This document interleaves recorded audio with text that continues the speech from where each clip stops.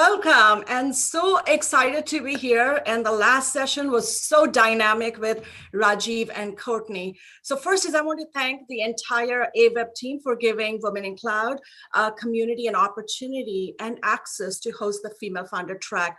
We really enjoyed partnering with WAFA to deliver this track. A little bit about me. I'm your moderator today, just from a technical perspective, but we'll have Shannon lead the whole panel. My name is Chaitra Vedalapalli. I run two companies, Mela and Women in Cloud.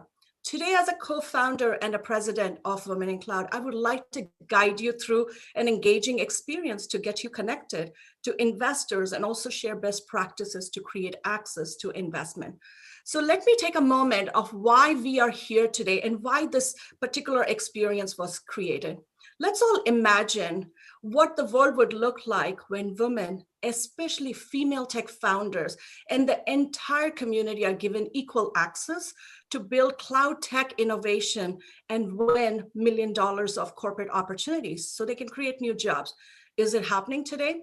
Not really. That is a missed opportunity. And this is what Women in Cloud is really working hard to change the economic access narrative for female tech founders.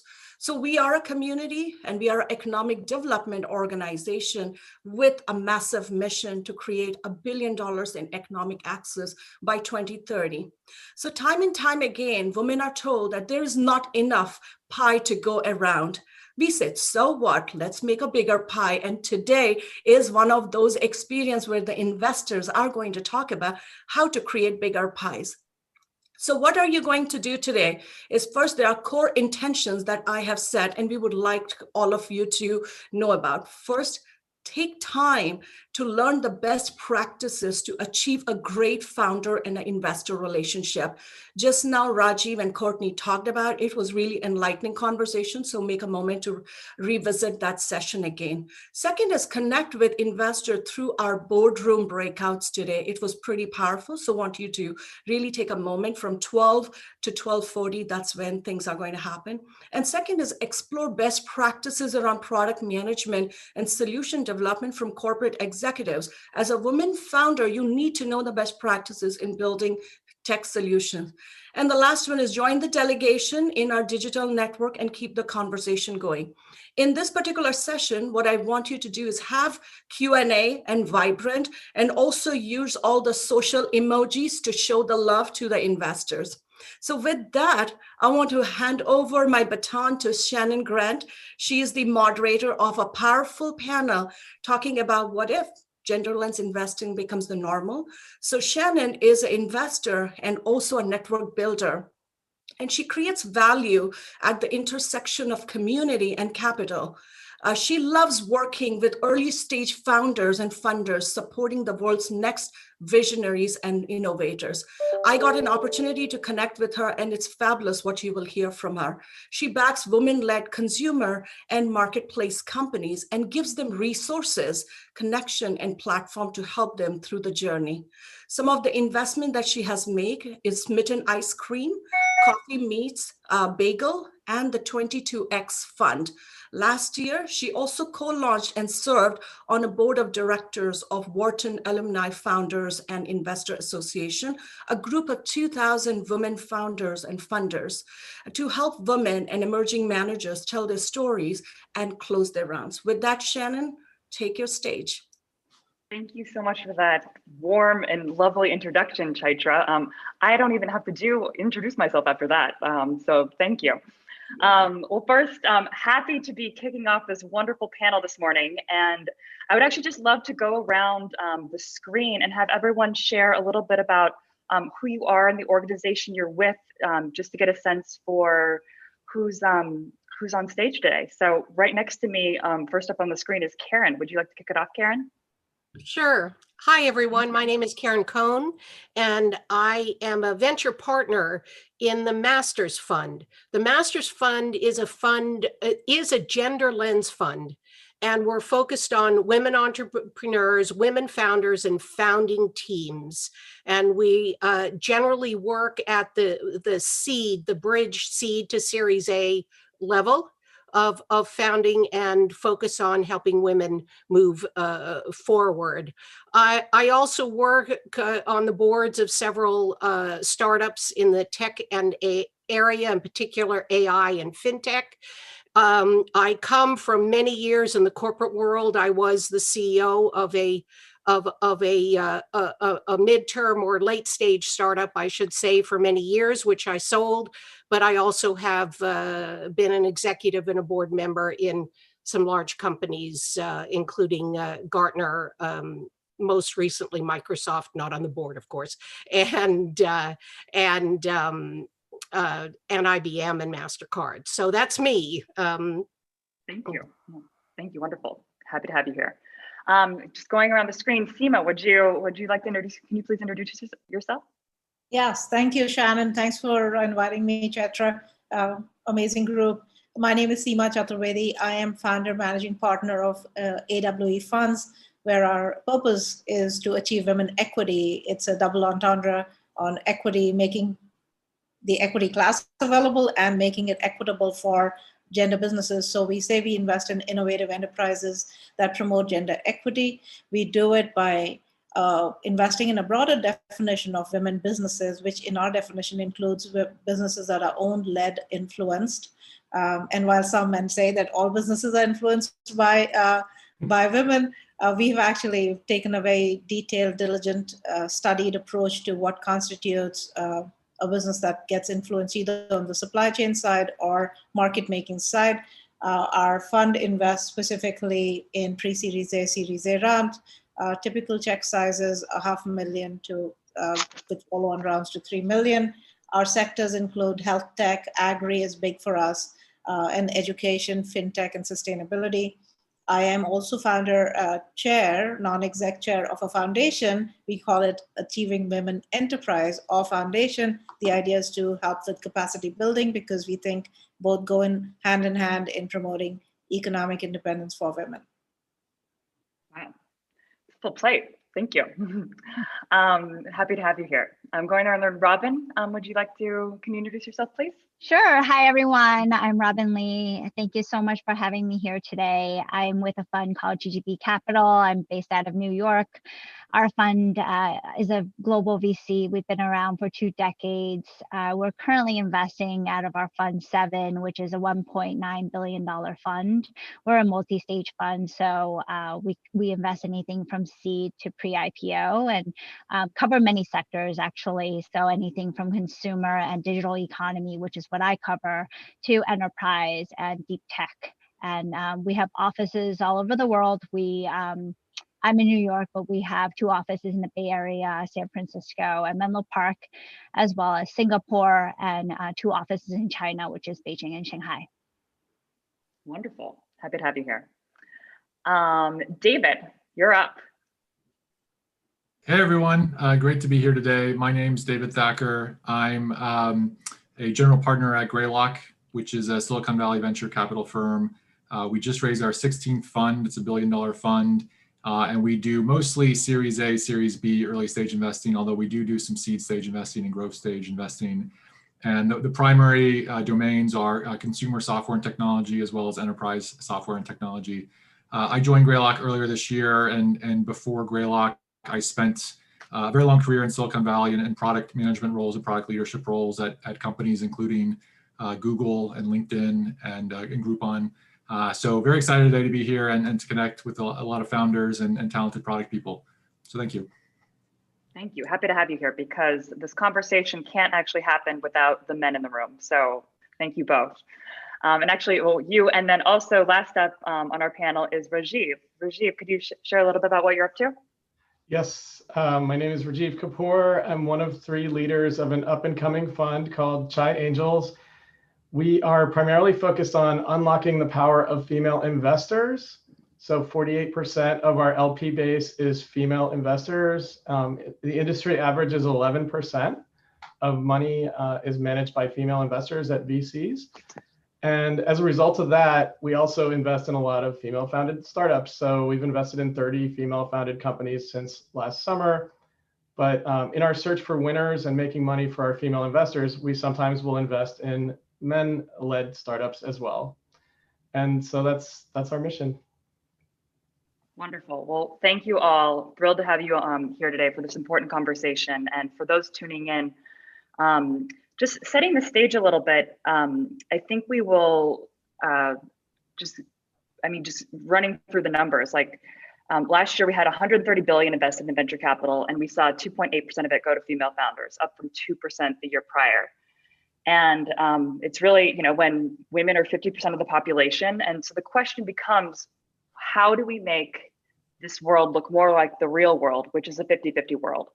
And so the conversation today, one quick side note, I was reading a study yesterday by Ellevest, and they showed the study that says gender diverse teams are 25% more likely to have above average profitability compared to homogenous teams. And the stat really backs up what common sense tells us, that homogenous teams are bad for business. And then the question then becomes, how do we build on that and create a world that looks more like the real world? So we'll be diving into that today, and kicking it off with you, Robin. Would love to hear your thoughts on what you're seeing today and the market change when it comes to investing in female and diverse founders, and what's your firm's approach? Yeah, I think, what's happening in the industry, and, these stats really bring everything to light, and really glad that that's happening, right? It is time for change. And I think a lot of VCs are definitely open, like across from angels to late stage companies, are definitely trying to make this work.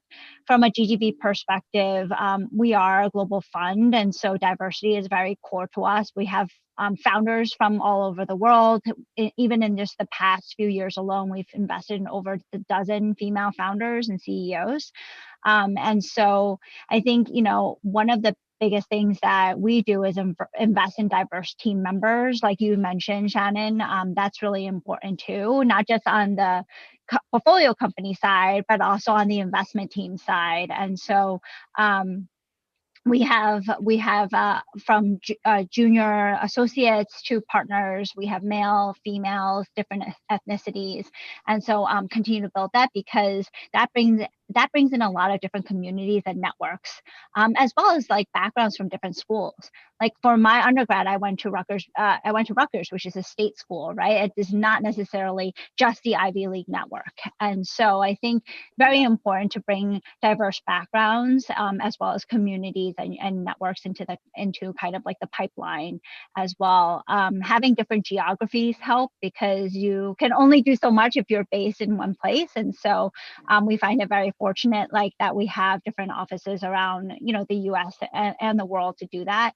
On the portfolio support side, we actually do quite a lot to help bring DEI to our portfolio and help support them. We have founders and leaders masterclasses from our platform team.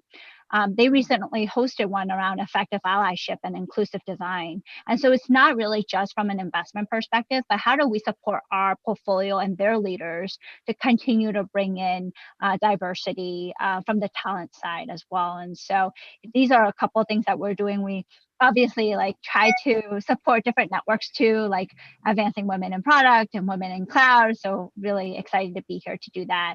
I personally invested with GGV in Chief, for example, which is a female professional network. I'm on the board. Oh, yeah. Based in New York. And they're amazing. They have over 3,000 members now, all women across New York, Chicago, SF, LA, Boston, and continue to open more of that up. And these are C-suite level, but also VP and above, and many of them are founders too. GGV also recently led a Series A investment into Balance Community, which is a community for Black professionals, particularly in tech and other industries as well. And so really helping empower that as well through a funding network, but also executive development. Wonderful, thank you. Thank you for unpacking that so much. Does anyone, we're just gonna do, as we discuss, a couple questions or a couple folks answering per question. Does anyone else wanna chime in to just talk about your approach to what we're seeing in the market today?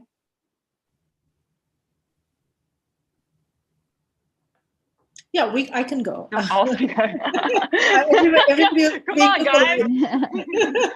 Everybody was being too polite. No, I want to echo Robin's point about the support that we are providing, and we see the transformational effect of providing, especially women businesses and women promoters. The trajectory, the curve becomes so much steeper when you have that capacity building capability backing the dollars that you invest, or any other currency that you invest in that company. And we're seeing that in our best case example of supported by our empirical evidence, the revenue increase without even money was 5x.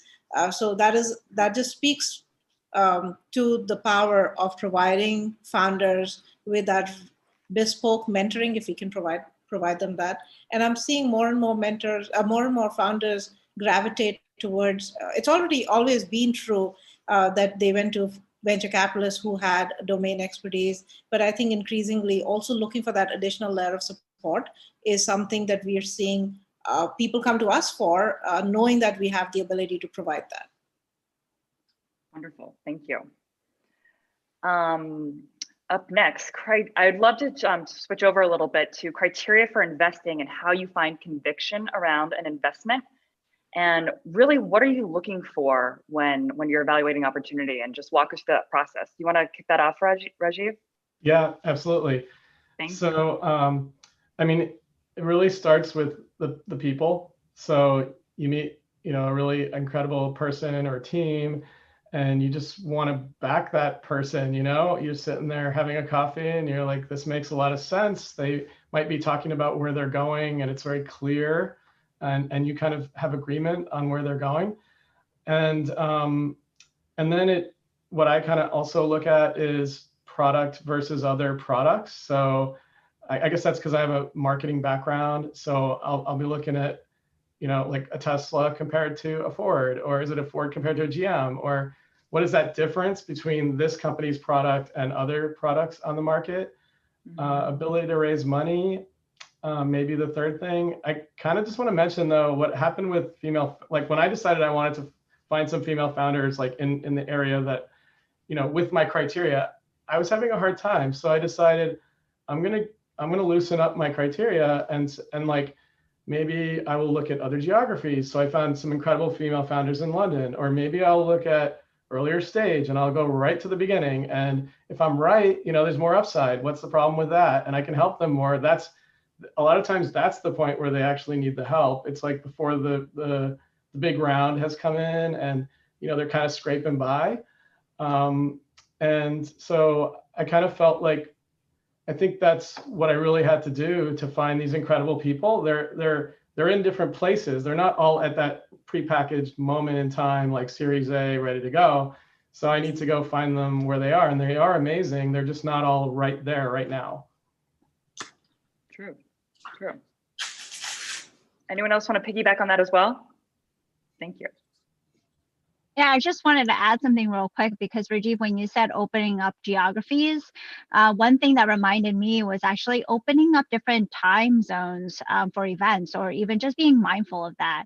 For example, like our firm in the past has hosted a lot of dinners, hosted a lot of events at night, sometimes in the Valley or in New York, for example. But what I've come to realize is, hey, why are there less women attending the events? And it was actually because they have to a lot of times be home and they're the caretaker, right? And they have children. And so I'm a new mom. I have a 11-month-old, but this really kind of speaks to, hey, I should be mindful as an investor of just different obligations. And so trying to host events even in different times of the day can attract different people to coming to the events, especially founders too. Just adding quickly to that, on the part of opening up different time zones or opening globally, different markets have needs at different times. So as a particular founder may come in to present something, that founder's product or service might not be great for the East Coast of the US, but might be great in London, as you as you mentioned. So also doing a bit of a match between what is the opportunity and what is the market does make a big difference. So true. Thank you. And actually, Karen, I would love for you to, building on that, chiming into the next question.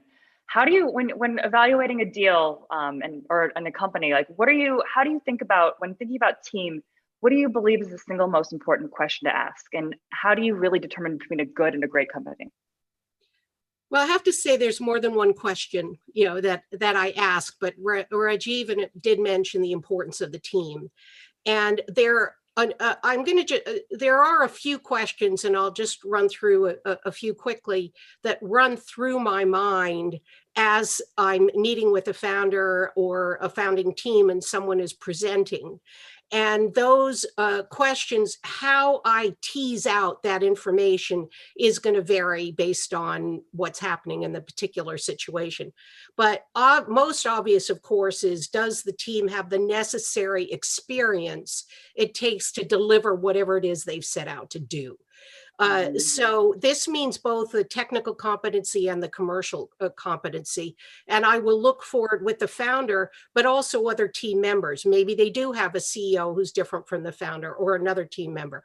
Of course, as mentioned, diversity is important, but diversity is important in the sense of how it matches with that market and with that product and services. So it ranges from being women, ethnic differentiation, men. Unfortunately, in the past, this really hasn't been a big, historically, diversity hasn't been a big deal. In fact, typically an investor would say, I trust people that look like me because I've been successful and have my experience. So I'm going to go ahead and pick that person. That is changing, and that's what's successful. The other thing, though, the question that I'm asking myself is, does the team have the insight to identify their own weaknesses and hire good people who then complement them? I mean, we all know great teams need to have a balance of experience and depth, not just one hero. So the question is the founder self-aware enough to bring on board complementary talent? And this is, I deal a lot in tech, and this is very relevant in tech because a tech founder might not be the best operator. So how do you balance, that is something, and the ability for the founder to be open to that. Which also leads to the ability of, I try to look at, does the founder or co-founder or CEO or whoever articulate the vision and the mission well? Can she inspire her team? And I'll just mention something here, since it's women founders, women have a tendency, at least from the many things I've seen, to pitch the how. I'm so great at doing this, and this is how I'm going to get the job done. Well, that's great, but men typically will talk about the what and the why. What's the big future? What's the vision? Now, one can argue which is more important, but I'll tell you, especially if you're pitching to a lot of white men, sorry, David, but there's the fact of the matter is that men can often get bored with the detail. In fact, women can get bored with the detail. So what I'm saying, what I look for is, also can someone who's presenting articulate that big picture, because they better convince me that this is worthwhile. And then I'm going to ask the questions of the how. So I look at the ability for the team to tell the story. And I guess the last key question as I evaluate a team is, can this team constructively deal with challenges that will occur? And what I mean by that is, no team can do everything, especially a startup team. A startup team, there's not enough money. So people are wear multiple hats. They're doing multiple things. So this may sound sort of selfish, but how open is this team to collaboration and consultation and advice? If you're going to invest in a team, maybe one has some advice. The founder obviously is in charge and makes those decisions and the strategy and the vision, but they also need to be open to advice because nobody knows everything. So, those are really the things. Does the team have the necessary experience that they need? Can they identify their own weaknesses and hire the right people to complement? Can they articulate the vision and the mission? And are they open to the advice and counsel of other experts outside the core team? So those are my thoughts around the team. Thank you. No, that's all very important. Actually, David, I know you're chiming in here, and actually I would love, since you already called out, I would love to get your take on this as well. Yeah, no, I would agree with all those things. And I do love to hear a great vision and mission. I like the details too. But I think, especially at an early stage, one of the things I look for, and it relates to the vision and mission, is just, are these entrepreneurs, are these founders, are they really passionate about this company that they're trying to start in terms of the products and services they want to create? And I think I always ask the founders about why they're starting the company. And usually, I think the best answer there is the founders have some sort of unique insights on the problem they're solving. And they see a solution that doesn't exist in the market today and an opportunity to create some product or service. And they really believe in what they're doing, and they believe they can create something great and they can help a lot of people in the process, whether that's users or customers. And they're really committed to it. And so I think it's really important, especially in the early stage. I mean, most startups are not successful. And so you really want to back teams that want to stick through it and want to spend the next 10 years, building this company because they truly believe in it. And I think the mission, the vision is where you get some of that, but also just that unique insight. And I think, all of us, our products, our worldviews are shaped by where we grew up, where we went to school, our families, our other places we've worked. And there's no shortage of problems in this world to be solved. And so I think it takes all types of people to solve different problems, because we've all experienced different problems in our lives. And so I think, the opportunities are wide open. So I think with that team, you really want to find folks that really understand what they're trying to do and are really committed to it for the long term. Wonderful. Could you unpack that a little bit in terms of when you're looking for a founder who has a unique point of view on a specific problem or a specific issue? What do you typically look for there? It can be a lot of different things. I mean, sometimes it's someone was working on a company in a space, they know the domain really well, and maybe their company didn't want to go down a certain path, but they decided that, hey, I'm going to start a company around this because I see a market opportunity. And those are, founding teams that come from the same industry, the same segments. And so usually they have a lot of really deep domain knowledge, and they know exactly what they need to build. And this is really common in enterprise software companies. I think on the consumer side, a lot of times it's, people may have no experience in that domain. It's just as a user or as a consumer, they've experienced some frustration or problem. And I think, one of the best ways to find an area to start a company is look for a big market where there's really terrible NPS or consumer satisfaction.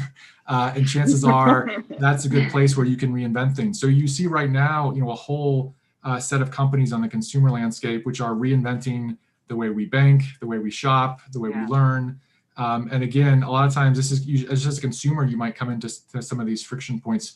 But there has to be that reason they're starting the company. And typically it is some insight. And if they get the insight right and they're correct about their assumptions, they could build a better product and service and a really valuable company in the process. Wonderful. Thank you. Rajiv, do you want to, I know we have 10 minutes left of this session, but can you, do you want to build on that for a moment? Well, just a brief thing with the gender lens on that. So I thought those last two answers were really good. I was just thinking, one, sometimes you might have a talent there that doesn't have the pedigree. And so like being able to look through that, because I had that with an investor last week. He's like, this team doesn't have the background of like doing this marketing. And I'm like, but they're rolling out to campuses right now. They know what they're doing. And I feel like in order to get more females involved, I think these are the kind of things we need to kind of look through and move beyond and just say, like, look at the essence of what that person is and like really not, maybe just ignore everything else and say, can they get there regardless of everything behind that person? Yeah. No, thank you. And somewhat like tangentially related, going back to you, David, when you're talking about, there's a lot of early stage female founders tuning in today that are all working to find product market fit, this age old question around how do you achieve this? And so how do you define product market fit, and if you can just speak to the single most important question you can ask to determine whether you have product market fit. Yeah, the question I'd ask and the way I define it is are you creating real value for your users and customers? And I think for a lot of startups, I think the biggest mistake an early stage startup can make is starting to scale out your team, scale out your business, your marketing before you've actually found this product market fit, because you can waste a lot of money and time in the process. And so it's really important to spend the early stages of a company iterating, trying to find that. And there's signals that you can look for, and sometimes these are clues, and sometimes they're kind of subtle. But you want to, I think the best products and services have a very clear value prop on why a user would use that service. And if you see users are eager to try your product, that's a really good sign, because it means you're probably solving some problem that exists in the market, some urgent problem that exists in the market. And you want to see users engage with the product. You want to see that engagement continue. You want to see great retention. And then you want to see that engagement increase over time. And the best products and services see sort of compounding engagement. I think there's other things you can look for. Are users willing to pay for your product? If they are, that's a really good sign, because people don't pay for stuff that doesn't provide them value. And then, there's a couple questions you can ask as a founder and entrepreneur to figure out, is your product really valuable? Two classic ones are just, asking your users if they would recommend the product and service to other people, which is the classic sort of NPS type question. But the best products tend to have advocates. Another question you can ask is just your users is, would you miss this product if we took it away from you? Could you live without it? And again, the best products, people will say no, that they want to keep it. So these are some of the signals and the clues, but I think product market fit is really just about, are you creating value for the people using the product, and can you measure that? Wonderful, thank you. Robin, do you want to build on that for a moment? Can you just build on that for a moment? Yeah, sure. I think the PMF question is really different, even on sectors, right? And so if you're looking at it from a consumer lens, virality, the K factor, right? Like these are all very important signals for us, particularly retention. So whether it's on the commerce side or social media side, how often are people coming back, and how often are they transacting again with you, and without you paying them to come back, right? And so that is for us who invest quite a bit in commerce, very, very important. We look at retention metrics a lot, but also how much are you spending, and how much business are you actually bringing back? And so we do like to see a lot of organics and a lot of referrals, similar to what David was saying. Would you recommend this to other people? I think that is a really important indicator for sure. And lastly, I would say engagement, right? How much time, and because most of products, at least on the consumer side, is everybody has limited time in the day. And so you're choosing to spend your time on this app versus something else, right? Greylock and GGB were investors in Musical.ly, which now sold to ByteDance. It became TikTok, right? And so we just read about the news stat today that TikTok is now the #2 social app preferred for teens in the US. And so what have they replaced? So they're doing something else with their time now. And so I think being able to show some early signs of that is really important, even in the very beginning. Wow, no, thank you. That's so true.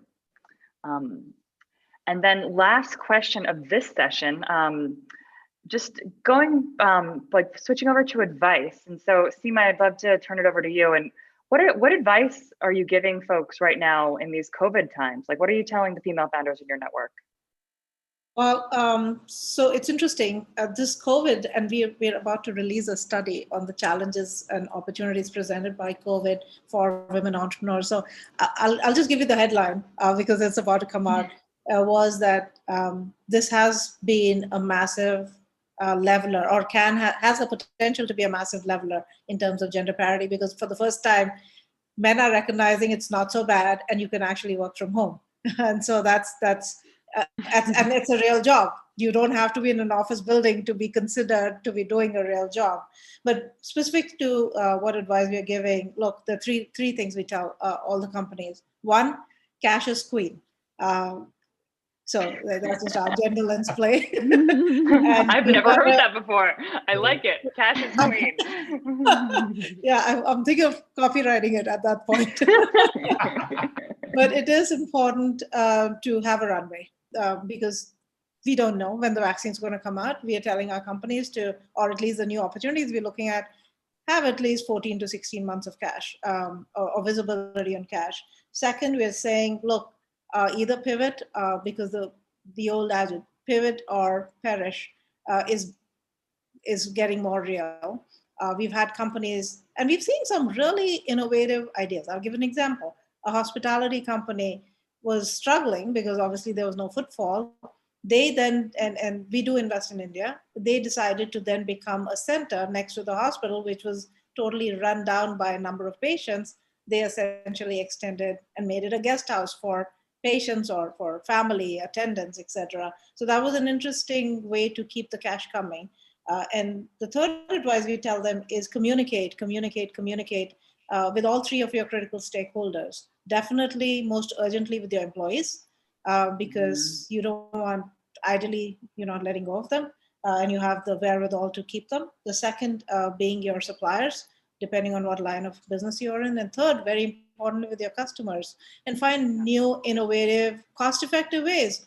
And I'm seeing companies that are FMCG or consumer goods companies that are into hair care or beauty care, they're coming out with, hey, if you want your skin to have this radiance, here's a little homemade remedy for you. It just keeps that space in a customer in their minds of saying there's greater recall. So those three are things that we are actively telling our companies, and also looking for that in the companies that we invest in, because we do ultimately believe that revenue is the best source of capital, and profit is even better. But all those three things that we're telling them do augur well for a company, especially in these times.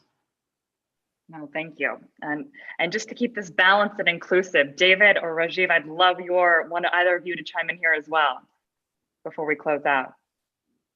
I'd say one quick thing on this point, which is I'm not just giving advice. I really am trying to give encouragement to founders in this environment. I think this is the pandemic. It's caused a lot of suffering, but at the same time, from an entrepreneurial lens, this is an unprecedented opportunity to build a new company, because there's some significant shifts happening as a result of the pandemic, and many of these things will persist post the pandemic ending. I don't think things will ever go back to the way they were before the pandemic, and so for your companies, I would look to exploit that, right? And try to understand where the shifts are occurring, try to understand what's going to persist, and try to understand how you can create new products and services that can take advantage of that.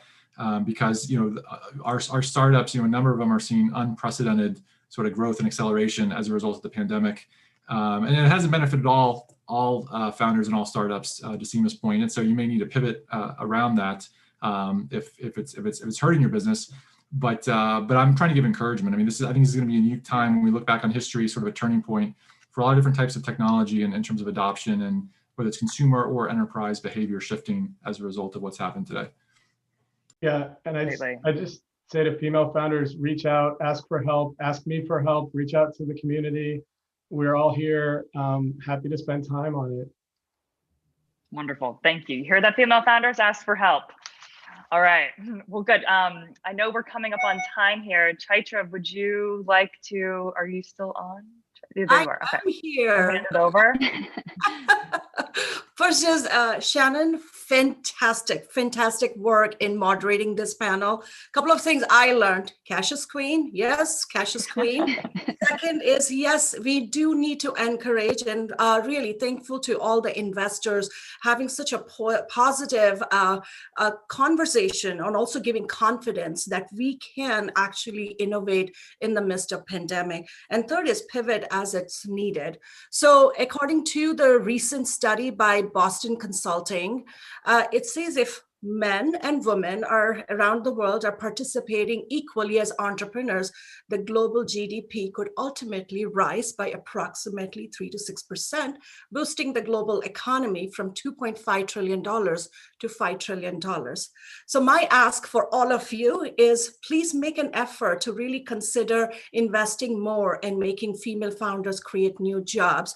And my ask for all founders is make a deliberate effort to ask and build relationship with the investors.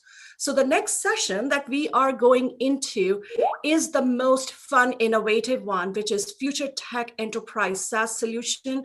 There will be a demo. You get to meet all the entrepreneurs and they will transport you into a world of Star Trek, of what's possible. So join me on the other session. So thank you for all of you being here. Excited to see you on the other side. Thank you, Shannon.